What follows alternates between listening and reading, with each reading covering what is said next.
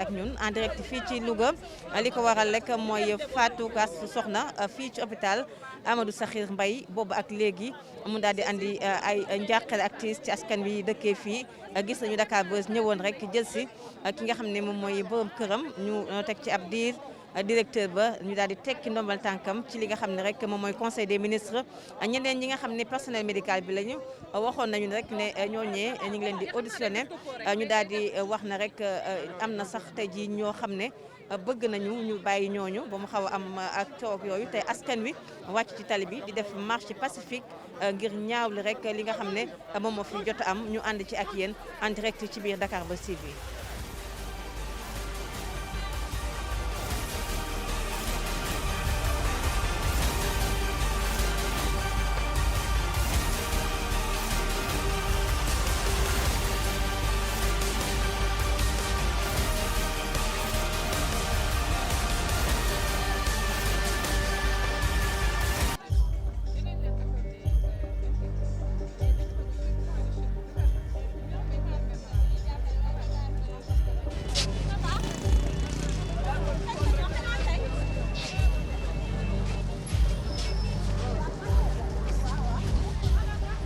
Fatima Mbengue bu FRAPP tey ngeen déplacé Dakar ñëw ba fii ngir rek li ñuy réclamer justice pour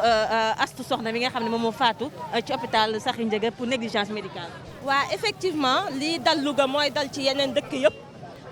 FRAPP moom yàgg na wax ci mbirum santé fii ci Sénégal defe naa yàgg nañ ci wax mooy manque de personnel bi mooy formation bi waaye tamit état bi xaalis bi mu war a jël dugal ko ci structure de santé yi relever structure de santé yi moo tax nag tamit waa FRAPP ñëw ba fii Louga ànd ak waa Louga masawu leen ba pare waaye pour dire plus jamais ça sur tout le territoire national. D'accord, comme ni nga ko waxee yàgg ngeen dénoncé li xew ci hôpitaux yeeg relever plateau médical bi tey ñu dàq directeur bi est-ce que c'est pas une manière de calmer la population wala am na leneen lu ci la. waa xam nga dàq directeur bi du solution bi mooy qu'il y ait une rupture totale ci loo xam ne ni à chaque fois day am bu ñu fàttalikoo Linguère même cas bi amoon na mooy les 3 nourrissons yi xam ne dañoo dee woon. Quelle a été la suite donnée à cela nit ñi xaaratuñu ay sanctions mais des décisions fermes par rapport à la santé sur tout le territoire national ñu relever plateaux médicaux yi. xaalis bi ñuy jël di ko injecté ci ay terre ci feneen ak feneen xaj na ci plateau de santé yi xam nga réew boo ko bëggee yor ñaari piliers yii la mooy éducation ak santé bu ko doomu aadama bi amul mënoo xaar ci moom dara ñuy ñaan nag ñuy bañ à chaque fois rek di sanctionner après ñuy fàtte mais qu'on prenne des mesures fermes pour loolu bañ fee amati boo demee ci am na ñoo xam ne amuñu sax 2000 francs bu ñuy fajoo. accueil bi war nañ ko xoolaat c'est vrai maa ngi wax ne manque de personnel bi manque de motivation wu personnel bi ça n'exclut pas li fi xew mooy le fait de ne pas accueillir les patients ak yooyu mais état bi xaalis bi mu war a jël ingurgité ko ci wàllu santé bi la deful. Est-ce que yaakaar nga ne justice sera faite parce que cas yu mel ni am na sans suite. waaw malheureusement cas yu mel ni à chaque fois day am bu ñu toogaatee encore dina amaat léegi à nous le peuple sénégalais de prendre nos responsabilités ndax bu ñu bëggee mu dagg dina fi dagg parce que à chaque fois ngay woote marche ci lu mel noonu te amul solution moom ak zéro yem li ñu ñaan mooy tey ji ñun ñu jël suñu responsabilité mais le chef de l'État ci boppam état sénégalais bi jël ay responsabilités injecté xaalis bi alal bi muy injecté feneen ñu injecté ko ci wàllum santé bi ba pare infirmiers yeeg sages-femmes yi di taxawaalu ñoo xam ne ils sont au chômage nañ leen recruter loolu moo ci am solo il est inadmissible au 21e siècle que des femmes accouchent sur des charrettes ngay dem ci yenn àll yi nga gis leen ñuy accoucher ci ay charrettes ay hôpitaux yoo xam ne amul ndox ay hôpitaux yoo xam ne amul eau de javel amul gant yooyu yëpp c'est inadmissible et après on nous dit que oui defal nañ terre defal nañ loolu yëpp comme ni ma ko waxee sànq askan boo ko bëggee mu doon askan bu taxaw bu dëgg ñaar yi boo ko deful ci moom doo am askan bi nga bëgg. waaw ñu ngi leen di fay. alors tey nan nga gisee manifestation beeg seen teewaay FRAPP fii si Louga. waaw FRAPP ñi ngi ko xamee ci fi nga xam ne nii population bi seen rangoñ dafa tuuru seen bët xonk ñu gis waa FRAPP ci seen wet tey nag seenu FRAPP moo déplacé wu maanaam le secrétaire national exécutif ñëw fi àndandoo ak waa Louga naqarlu li nga xam ni xew na waaye problème bi du problème mu Louga rek ndaxte li xew dafa nekk problème mu système de sanitaire ndax système sanitaire mooy besoin bi nga xam ni à part lekk ak naan ak jàng nekk na ci ay priorités yi nga xam ni population dañ ko soxla mais ku ñëw Louga xam ni waa population Louga am nañu problème ci wàllum santé mais aussi Sénégal yëpp am nañ ko li am nag tey du combat contre le personnel soignant li am du combat contre diw wala diw même bu fekkee ni dañoo war a situer responsabilité yi waaye dañoo ñëw pour que mbir mi mu doon tey prétexte boo xam ne dañuy régler problème mu santé ci Sénégal suñu hôpitaux yi nga xam ni ku fay yóbbu malade nga gis ni metti na si yow koo xam ni da ngaa sa loxo jotul sa ginnaaw nga gis ni dañu lay beddi loolu la ñu bëgg mu dakk tey loolu lañ ànd ak waa Louga di leen tàllal loxo wax ni warut a yem rek ci marche war na continuer parce que situation yi nga xam ne ni moo am ci Sénégal ba nga xam ne nit day feebar ñu koy ketal war nañu dépasser loolu war nañu ànd xeex xam ni suñu état du Sénégal mi ngi investir ci leneen li nga xam ne du priorité barki Demba Ndiaye la ñu def stade bu 156 milliards naam baax na waaye munoo tey am problème mu hôpital munoo am problème mu li nga xam ni moom mooy ay lits yoo xam ne ñooy jël les grands brûlés munoo am loo xam ne lii tey ñëpp gis nañu ni médicaments yi dafa cher ngay dem di investir ci ay loo xam ne nii vraiment du priorité moo tax nag ñu ni waa Louga tey ñun ñëpp nañu àndandoo pour xeex li waaye aussi Dakar dina ko def ci dans une semaine que Sénégal yëpp dañuy ñaanandoo ensemble fépp ci Sénégal ñu defandoo manifestation yu mel nii pour pousser le gouvernement sénégalais à ce que santé doon priorité. ñu revenir un peu si kaawu Astou Sokhna limogé nañu directeur bi est-ce que loolu suffire na bien que ne ngeen du combat contre le personnel médical mais est-ce que loolu rek doy na ndax dañuy gis cas yu bari après du am suite. waaw xam nga lii bu amee day am responsabilité morale ba mu amee ca Linguère directeur boobu dafa démissionné woon tey ñun jàpp ñu ni que directeur bi tey responsabilité am nekk na ci waaye du foofu rek parce que suñu njiit yi dañoo tàmm li nga xam ni bu amee dañ koy jël rek teg ko ci bopp kenn te fekk na ni boobu personnel bi teguñu leen ci condition yi nga xam ni tey mën nañoo def seen liggéey booy xool hôpitalu Louga bi bu dee respecté nañu normes yi 150 000 personnes lay jël mais boo jëlee tout le département de Louga tey hôpital bi moo leen di jël donc ça veut dire que personnel bi am nañu surcharge de travail boo demee ci nga xam ne nii moom mooy bloc opératoire ba ak fi nga xam ne nii fa lay pédiatrie bi ñi ngi naan la am na ay problème boo xoolee li nga xam ne waroon nañ ko investir ci hôpital bi defuñu ko fi dañuy wax Louga fii tey yaa ngi dégg tey ay problème yoo xam ne nit ku ñu jiiñ 94 milliards donc kooku rek tey moom lañ koy jiiñ buñ ci defoon hôpital mën na fexe tey mu saafara li nga xam ne moom mooy problème mu Louga ak problème mu Sénégal moo tax ñu jàpp que ni mbir mi du rek dañuy naan dañuy sanctionné diw wala dañuy tey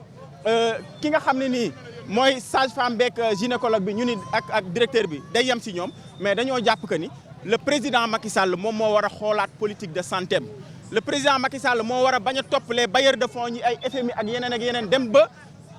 privatiser la santé ba nga xam ne nit ki tey boo doonee citoyen sénégalais amoo xaalis tey doo faju boo amee yenn feebar yi da ngay dee barki démb yaa ngi gis Kolda ñi ngi ket di wax ni dañuy def li nga xam ni moom mooy scanner donc loolu pour montrer que ni le problème n'est pas un problème conjoncturel c'est un problème structurel loolu moom moo tax ñu ni population bi bu ñu def le combat contre le personnel de santé mais nañ ko def contre le système de santé loolu moom mooy position FRAPP. nga tudd man Sala Diallo maa ngi dëkk montagne man ak yaayam sama mag la dégg nga xale bi ñoo ko yar ci loxo la juddoo xale bi kenn xamu ko ci càmbar kenn xamu ko ci yëngu-yëngu xale bi dafa baax seen mbokk dañoo baax ñàkk nañu nag waaye ñoo ngi sant yàlla ko yàlla xaare àjjana am ngeen jaaraama yéen ñëpp jërëjëf aywa Dieynaba. asalaamaaleykum maa ngi tudd Babacar Balde dëkk fii Louga lii nag rafetlu naa ko lii yaakaar naa ni waroon nañoo ni lii waru fee nekk guléet waroon nañ koo def di ko defati ndax li am nii si soxna si Astou dafa yàgg am si hôpital Amadou Sakhir Mbaye bii waxuma la yàgg fa am parce que hôpital Amadou Sakhir Mbaye li fa nekk dafa ñaaw boo demee fu mel ne maternité ak urgence soxarte nga fa nekk dafa jéggi dayo te balaa ngay am lu la metti dëgg-dëgg sunu genre gi néew yu doole ji xam ne soo lu ñu yëre yu am valeur boo fa ñëwee indi facilement mais suñu poste day fees dell ak la ñuy fajee suñuy malade mais duñ ñu respecté di def malade yi noo xam ne kenn xamul lu mu doon jigéen ñi bu ñuy matu ñaan la ay boo yuuxul ba nga koy def dafa neex ak yooyu man mii am naa fa loo xam ni yàlla xam na ne yàgg na mais tey dem man mii man en pas personne sama soxna sama taaw falan ko sajaay rene fàtte fa benn genre wëñ la xaw ma fi mu ne su ma ko indi woon nii ngeen filmé ko da ngeen gis biir bi am benn tut dañ ko see fàtte muy tam yàgg def commencé am odeur ma ne ko waa lii yow sa kii bi mun daal sama góom bi day kii mais biñ ko defee nii mu kii nii biñ demee yóbbu ko ñu bës ko affaire bi génn xam nga affaire bi non dafa salté quoi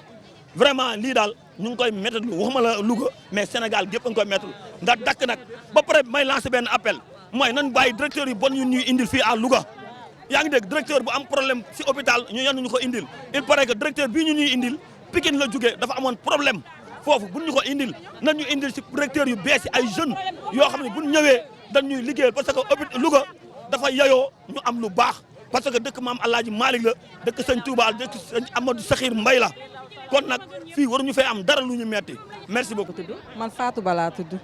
tey nag nga gisee population Louga mu génn ànd ak yéen ci naqar bi ngeen am. wallaay dañ cee kontaan am nañ métti tuuti mais am nañ ci benn kontaan te gis nañu waa Louga yëpp affaire bi seen affaire la wax dëgg yàlla boobu ba léegi tooguñu taxawuñu képp kuy jigéen ak góor yëpp laay wax jigéen ak góor ñëpp am lu leen metti ndax ëmb rek dafa metti ëmb rek dafa metti wax ma laa ne ngay matu nag ñu bàyyi la fa 9h ba 4h 5h du matin kenn xoolu la ba yàlla jël sa bakkat comme seen kon deewam seen loxo la jaar mu nekk jigéen bu brave jigéen bu am jom jigéen bu am fulla koo xamee ne intellectuel jàng rek ak jaamu yàlla ak jullite ba bëgg a dee macha allah liggéey ubbi place am di liggéey toppatoo yaayam lu yaayam bëgg suba ba ngoon mu ngi ciy taxaw ak famille yëpp nag soutenir famille yëpp mu nekk xale nag nekk xale bu am jom macha allah dañ koy ñaanal rek yàlla moo ca jiitu bàmmeelam dee nag metti na trop mais yal na fekk dee bi mooy noflaayam loolu lañ koy ñaanal waaye nag dañoo bëgg nag justice def liggéeyam ndax ANCAR yeneen astu yi ñëwaat ndax lii am nañu ko dund mais bosé bi ci la ko yàlla feeñalee am nañu ko dund bu méttee métti am na ñoo xam mënatuñoo am doom ndax sage-femme yoo xam ne jigéen juru leen ñu soxor lañ ñu bon nañ ndax sa moroomu jigéen bu amee métti rek war nga koo jàppale wax dëgg yàlla. léegi décision bi nga xam ne ministre bi wax na ko ñu tekki ndombol tànk directeur beeg loolu ndax dal na seen xel. waaw dal na suñu xel ndax directeur bi lépp ci moom la. directeur bi lépp ci moom la ndax boo nekkee directeur hôpital war ngaa xool hôpital ban condition la war a doxee war na kaa mën a xool mais dégg naa waa Louga ñeneen même directeur bi ñu indi sax bëgguñu ko yaa ngi dégg kon nag nit ki dafa war a laa biir sage-femme dafa war a laa biir nga xam ne jigéen moo la jur na nga sëbee doomu aadama rek jaamu yàlla bokk mais nga bàyyi ñi di souffrir ba wuy ji boromam dafa ñaaw jërë ngeen jëf. merci beaucoup. bu baax naka nga tudd. Mamadou Thiam. tey manifestation bi sa jàngat par rapport ak li nga xam ne moom moo jot a xew. waaw li ma ciy jàngat mooy ginnaaw bi ñuy jaalee ndaw si di ko ñaanal yàlla xaare ko àjjana Louga gépp génn nañ pour dire que ça ne va plus se reproduire dootuñu ko nangu li fi xew négligence bi am hôpital dootuñu ko nangu ñoom buñ ko xamul gis nañ Louga gépp a génn ñi xamuñu sax ndaw si ni ma ñaanee permission ñëw noonu la ñu bëri ñaanee permission ñëw pour ni lii dafa war a dakk et que li xew hôpital xew ci yeneen service public yi dafa war a dakk nañu liggéey seen liggéey taxaw ndax amul benn secteur bu gën a naw sa morom ñëw nii nga defee journalisme ñoom noonu di jàpp ñuy gis information yi ñoom noonu la ñu war a di aussi di liggéeyee il faut que ça soit clair il faut ñu bàyyi négligence bi ak nit ñi tutalee nit ñi loolu nit ñi moom dootuñu ko d'accord na leen leer ñu li kii de léegi le plateau technique doit être relevé la responsabilité bi ñu dee topp ba dàq le DG aussi ça doit être remonté il y a une scène de responsabilité le ministre aussi Diouf Sarr devait démissionner loolu mooy li nga xam ne moom mooy yoon parce que le DG n'est pas sur le terrain ni ñu ko dem ba am ay responsabilités moo tax ñu sanctionné ko je pense que aussi que Diouf Sarr devait être sanctionné on a vu ce qui s'est passé à Linguère on a vu ce qui s'est passé à Louga il y a trop de morts sous le magistère de Diouf Sarr ça voilà. ñu ngi lay nuyu. voilà maa ngi leen di fay. nga tudd. maa ngi tudd Aliou Diop. sa xalaat. voilà man ci dëkk bi laa dëkk je me présente je suis Aliou Diop maa ngi dëkk ci dëkk bi di doomu Louga toi voilà di ñaanal yàlla nag suñu jigéen bi suñu mag ji yàlla xari ko àjjana firdawsi parce que affaire bi dafa nekk loo xam ne daf ñu yàgg a métti ñun waa Louga toi parce que man mii di wax lii je me suis porté volontaire kenn fekkuma ci di ci nekk di ci xeex di ci daw guddi ak bëccëg sama xaalis sama doole sama lépp ma koy def li may wax ni am na ñoo xam ne bis buñ ma gisee xam na ne li may wax dëgg la waaw je suis porté volontaire di xeex lii pour waa askanu dëkk bi parce que ñun injustice la ñu bañ ku not doomu aadama te loolu moo am ci hôpital Louga bi négligence boo xam ne ñëpp teg nañ ci seen bët je peux en citer d'autres parce que man mii di wax ak yow sama soxna fii la gaañoo ci hôpitalu Ahmadou Sakhir Mbaye bii. lan moo ko faat. voilà elle avait le paludisme le paludisme un tout simple maladie le paludisme ma indi ko fii à l'hôpital de Louga jour boobu xaw naa fa aalu man parce que ki ko doon kii mu ne ma yow nan ngay xoolee jigéen ba mu nekk ci état bu mel nii nga koy soog a indi fii ma ne ko mais vous me pardonnez parce que sama xol moo fees ma déconné foofu ma ne ko yow man sama soxna nan laa yoree sama soxna mu nekk sama soxna ma koy indi fii ci hôpital bi ngeen may wax ay nan ngay xoolee ku mel nii ba mu nekk ci état bi nga koy soog a indi fii yow tu te rends compte yow nit nga ma nar a déconné foofu ñu calmement ça m'a touché je l'ai amené là-bas à 14 à 17h à 21h mu génn àdduna ma boole li ma neex ak li ma naqari lépp ma téye et je peux en citer man waxuma ak yow je peux en citer d'autres waaw j'ai un frère un Galaye Layane tout le monde le connaît ici à Louga son fils est décédé ici et je peux en citer d'autres il néglige les gens loo xam ne teguñu ko fenn du dëgg du yoon ñun ay nit lañ duñu ay bàyyima on connaît notre droit on a fait les bancs jàng nan xam nañ li ci dëkk bi xam nañ li dox ci àdduna bi désormais c'est fini maintenant dinañ taxaw ne serait-ce que si un mouvement se crée ici judd à Louga on va le faire on va faire tout pour notre doomu aadama fii Louga mu deñ fi on va faire tout pour xeex loo xam ne du yoon ci dëkk bi mu jógee fii te yamul ci Louga rek on va s'organiser dans tout le Sénégal moi je suis partant et j'en connais d'autres des volontaires ñoo xam ne ils sont partants on va faire le tout loo xam ne si négligence dootul amati fii nit dootul deewati fii ci à cause de négligence ci à cause de loo xam ne teguwul fenn je parle à cœur waaye xam naa tey dinaa bett ñëpp parce que am na ñoo xam ne tey buñ ma gisee wala buñ ma déggee danañ ne kii kenn mësu ko dégg mu wax waaw mais si le cœur est plein donc il faut que mu tuuru il faut qu'on dégage ce qui est dans notre cœur et puis c'est le moment aujourd'hui de dégager ça ouais nous sommes des Lougatois on a fait les blancs on connaît notre droit donc danañ xeexal suñu bopp xeexal askan bi xeexal suñuy doom xeexal suñuy sët négligence dootul amati fii désormais